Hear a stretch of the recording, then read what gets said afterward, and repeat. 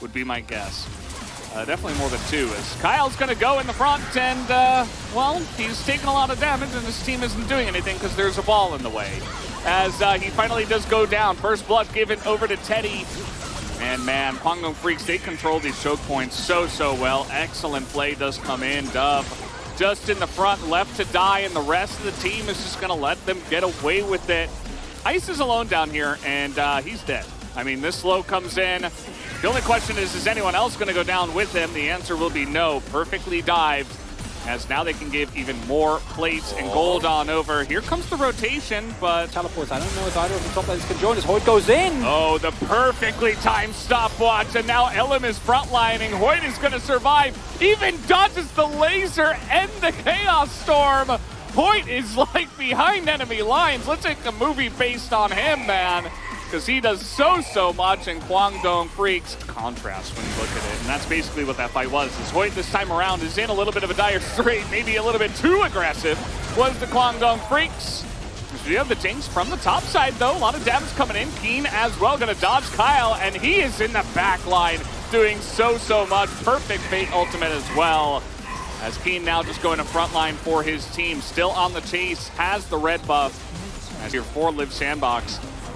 As we will have the fight coming in here.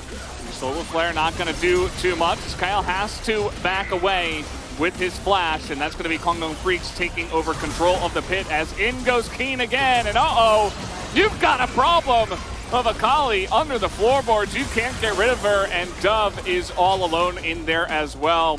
Things just falling apart for Live Sandbox. They can't make up their minds. They are going into every single fight from very far behind. Week number 2. Elim in a little bit of trouble, but again, he's Xin Zhao, and he's very far ahead. They're trying to get in here, but he just buys enough time with the Crescent Guard, and once again, the full commit from Live Sandbox, and at least 2 of them are going to go down here, as Kyle is 1 more auto away. They would do Baron if they could, but there is no Baron, so... Oh, might even get more. Nope, will be able to back away. The rest of the team not there. I wouldn't be surprised at that.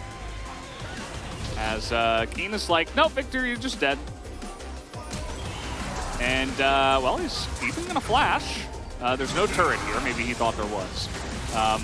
What there is 5 members of Kwangdong Freaks in your face. As well as, never mind, Dove trying to go for the hero play. Oh, here we go. He's trying to get that flank on, and Teddy just takes the lantern, and he's able to get out. Nice solar flare there onto Fate, but he's got the crown.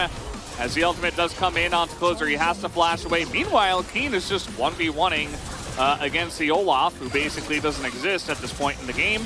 Dove trying his best to get on in there. Had that shuriken landed, maybe Kiin would have gone back in, as he is actually going to go down. No flash, no shuriken, no shroud. Down he does go. As I was saying, on the drain for Sandbox. Definitely is, and that's going to be an easy dodge. Even takes the lantern to avoid. The Zenith Blade is now has just got Elim frontlining, and nobody can get into that circle, as the rockets have just not been landing. The one criticism, maybe. I don't think Teddy deserves any criticism, though, after this game, as they're just going to back off.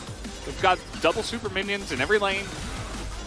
And, you know, I suppose if you're a Live Sandbox fan and you're looking for some hope, the one thing is that Kwangdong Freaks don't have the soul here, and now there's a lot of farm Live Sandbox's base, and they have a lot of scaling. So if you want to hope that maybe they can survive for 15 more minutes, that would be the way.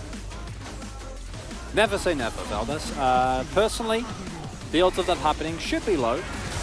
Kyle takes a very unfortunate trip, as Teddy says goodbye, and takes off with the lantern, but this game is technically within the realm of playable for Live Sandbox, because as much as we joke, there is still an incredible amount of scaling for Sandbox.